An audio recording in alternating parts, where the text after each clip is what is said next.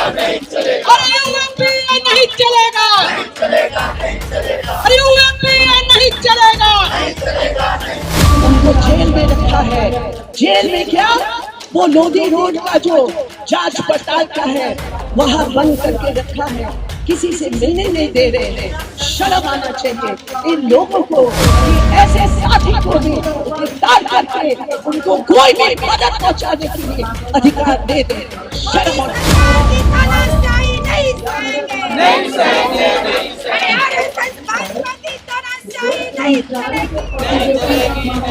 मोदी जी से सिर्फ आम की बात कर सकते हैं तो वो तो खुले छूट है उनको, वो खुले में है। और जो लोग सख्त सवाल पूछेंगे जिसका जवाब सरकार को देना चाहिए उनको जेल में भेजा जा रहा है। तो ये तो इमरजेंसी से भी बुरा हाल है। पार्लियामेंट में जो इनके भाषण जोरदार रह रहे हैं, जो सवाल पूछ रहे हैं, जो कस के बात रख रहे हैं, जैसे मनोज झा ने भी रखा अपनी बात। स्टूडेंट खुश है, महिलाएं भी खुश है। स्टूडेंट तो बेहद किस बात से खुश है? नौकरी से। देखिए आप ऐसे खतरनाक सवाल पूछ रहे हैं, पता चला आप भी जेल में होंगे कल। हाँ, ऐसा हालात हो रहा है। कहाँ खुश है, कौन खुश है? तरीके के वक्तव्य जो है संजय सिंह के पार्लियामेंट में, वो जो खड़े होकर बोल रहे हैं, वो घूमते हैं, चारों चर्चित हो रहे हैं। तो इसी तरीके का अटैक हम इसको देख रहे हैं कि आप विपक्षी दलों पे जो सवाल उठाने वाले लोग हैं, उनके प्रमुख नेता हैं, उनको जेल में भेजें, पत्रकारों को जेल में भेजें जो आपसे सवाल उठाते हैं। 24 का इलेक्शन में सरकार के पास दिखाने के लिए कुछ नहीं है। एक डर का माहौल पैदा करना 24 से पहले, ताकि एक खामोशी हो जाए। आप देखेंगे अमित शाह और मोदी खुद जहर उगलना शुरू करेंगे। तो इनके पास आज़ादी हो कुछ भी बोल देने की, पर जो हमारा प्रेस जो है वो एक इम्पॉर्टेंट हमारा डेमोक्रेसी का जो पिलर है उसको एक तरीके से तहस नहस करने की बात हो रही है। 24 का इलेक्शन उनके लिए बहुत क्रूशियल है और 24 के इलेक्शन से पहले एक इमरजेंसी के दौर से भी बुरा दौर हम देख रहे हैं। चाहे वो बेरोजगारी का हो, चाहे महंगाई का हो, बुरा हाल है देश भर में।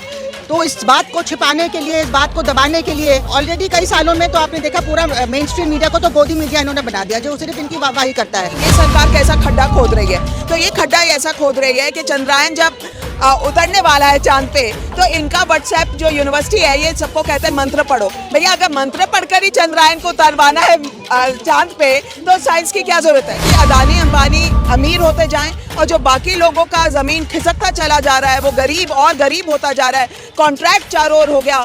क्या गोली पे, सरहद पे गोली खाने वाला भी कॉन्ट्रैक्ट पे होगा? मतलब जब ये देश में हालात हो गए तो वो चाहते हैं कि आप सुपरस्टिशियस हो, आप मंदिरों के चक्कर लगाएं, आप अपने भाग्य को बदलने की कोशिश करें मंदिर जा जाके, पर पॉलिसी के ऊपर सवाल ना उठाएं। जो सवाल करता है उसको फिर ये लोग धमकी देते हैं।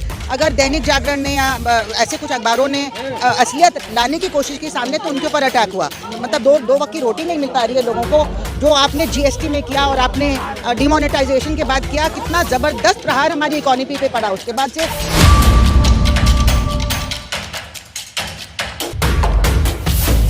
आज के दिन में ना कुछ ही चंद न्यूज़ पे जो सोशल मीडिया ग्रुप्स हैं या ऑनलाइन वो हैं न्यूज़ क्लिक जैसे प्रेस रह गया है जो एक आवाज़ बनकर आ रहा है, अपनी बातों को सच्चाई से रख रहे हैं। जितने पत्रकार हैं जो मोदी जी से सिर्फ आम की बात कर सकते हैं तो वो तो खुले छूट है उनको, वो खुले में हैं। और जो लोग सख्त सवाल पूछेंगे जिसका जवाब सरकार को देना चाहिए उनको जेल में भेजा जा रहा है। तो ये तो इमरजेंसी से भी बुरा हाल है।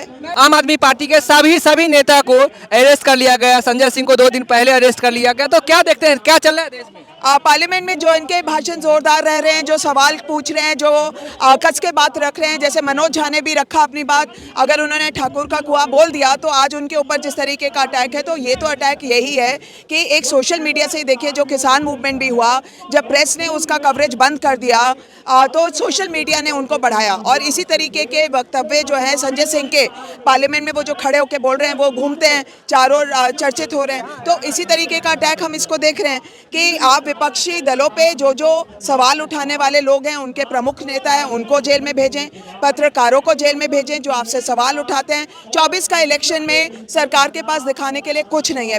वन बाय वन सारे मतलब सोशल मीडिया के पत्रकार, जैसे अजीत अंजुम पे भी शिकंजा कसने की बातें हो रही है, उधर अभिषेक शर्मा पर ईडी के छापे लगे, और संजय सिंह और तमाम। अब कहा जा रहा है कि केजरीवाल का बारी है, नंबर है केजरीवाल का। हाँ, तो बात ये है कि राजा नंगा है, कौन बोल पा रहा है ना जो बोल पा रहा है उसी को जेल भेजना है, बाकी सबके लिए जेल जाने की जरूरत नहीं है। लेकिन जो और एक डर का माहौल पैदा करना 24 से पहले, ताकि एक खामोशी हो जाए जिसमें जो ये बोलेंगे, जितने अभी इलेक्शन चलेगा आप देखेंगे अमित शाह और मोदी खुद जहर उगलना शुरू करेंगे, तो इनके पास आज़ादी हो कुछ भी बोल देने की। पर जो हमारा प्रेस जो है वो एक इम्पॉर्टेंट हमारा डेमोक्रेसी का जो पिलर है उसको एक तरीके से तहस नहस करने की बात हो रही है। 24 का इलेक्शन उनके लिए बहुत क्रूशियल है और 24 के इलेक्शन से पहले एक इमरजेंसी के दौर से भी बुरा दौर हम देख रहे हैं जो आज के दिन में चल रहा है। मैम अभी चल रहा है ट्रेंड में कि आएगा तो मोदी ही, क्या कहेंगे? देखिए ऐसा है कि हर जगह जहाँ पे रिजल्ट आ रहा है, कारगिल का रिजल्ट देख लीजिए, उनके सिर्फ 2 सीट मिली थी 26 में से भाजपा को, और उनका बुरा हाल है जितने स्टेट असेंबलीज का इलेक्शन होने वाला है अभी, तो सब जगह से खबरें आ रही हैं कि भाजपा का हाल ख़राब है, क्योंकि इन्होंने लोगों के कोई भी मसले रिजॉल्व नहीं किए हैं, चाहे वो बेरोजगारी का हो, चाहे महंगाई का हो, बुरा हाल है देश भर में। तो इस बात को छिपाने के लिए, इस बात को दबाने के लिए और डिस्ट्रैक्ट करने के लिए इस तरह से मीडिया पे अटैक चल रहा है। ऑलरेडी कई सालों में तो आपने देखा पूरा मेन स्ट्रीम मीडिया को तो गोदी मीडिया इन्होंने बना दिया, जो सिर्फ इनकी वाहवाही करता है।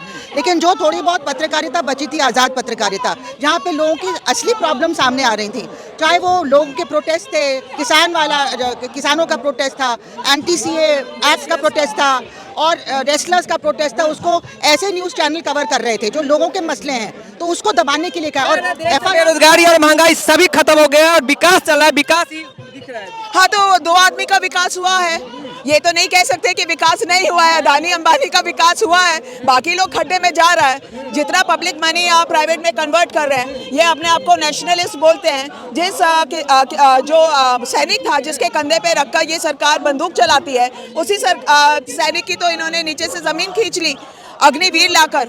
तो विकास हुआ है, 2 लोगों का विकास हुआ है। मोदी जी चांद पे, मोदी राज में ही चांद पे पहुंच संभव था। देखिए मैं आपको बता रही हूँ कि नेहरू हमारे पहले जो प्राइम मिनिस्टर थे, उन्होंने कहा कि ये जो डैम है यही मेरे लिए मंदिर और गिरजाघर है, और तभी से IITs चले, एम्स चले, जो हमारा इसरो है वो सब चला।